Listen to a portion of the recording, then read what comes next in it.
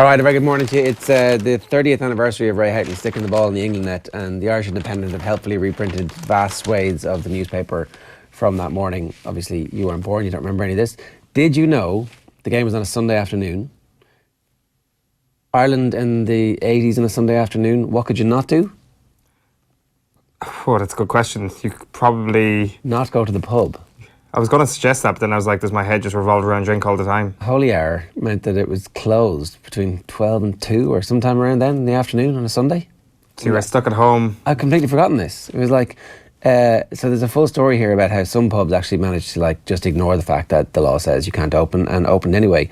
Some people took to serving food because obviously then you're a restaurant and that's like licensing, and the guards were like, you can't be in a pub during closed hours. It doesn't matter if you have a truckload of food beside you. I like the way that they were a bit more, calm with their language in the Garda press office back in those days.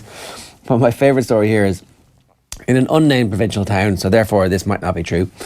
Gardaí in a patrol car saw a man knocking on a pub door at 2:35 p.m. They got out and asked the publican if there was anyone on the premises. He replied, "No one at all, guard." Seconds later, there was a mighty roar from inside as Ireland scored their match-winning goal. The Gardaí turned not just a blind eye but a deaf ear and drove off, presumably to watch the game themselves. There was zero crime reported in Ireland, so the game must kick off at 2:30, and obviously Ireland scored 8 minutes in. So when was it 12-3? Like I don't remember when the pubs would have been closed, but it's a pretty good opportunity to just revel in some proper, like, this is before we realised what the hell was happening and the birth of the country. The letters page is interesting. There's two other things that I want to say. Yeah, the letters page. The main letter is Church and State, and it's written by Michael McKillen, the vice chairperson of the campaign to separate Church and State. So this is 1988, and that still hasn't happened. And then the player ratings, like, what's the lowest player rating? Ireland have beaten England 1-0 in Stuttgart in the European Championships. The lowest player rating that anybody's going to get in a day like that. What do you expect it to be? Well, it's not going to be like the current rugby player ratings where the lowest, even if Ireland lose, would be like a 6. But presumably, by the way you're talking there was actually some fairly low player ratings dished out. What would you expect? Like, I mean, I think we've just beaten England 1-0, so I would expect the lowest to be 7. 9s and 10s, generally. It's like, but no, Mick McCarthy gets a 6.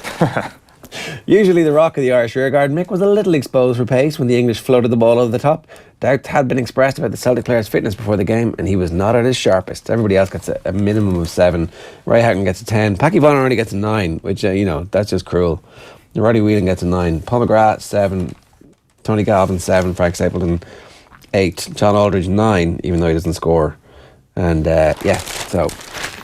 even in his moment of triumph, Big Mick is only a 6 out of 10. Well, I presume back then you wouldn't have got the Irish Independent exported to Germany, so whoever the journalist in question was, they would have been safe from the wrath of Mick McCarthy. I don't know, they probably would have been...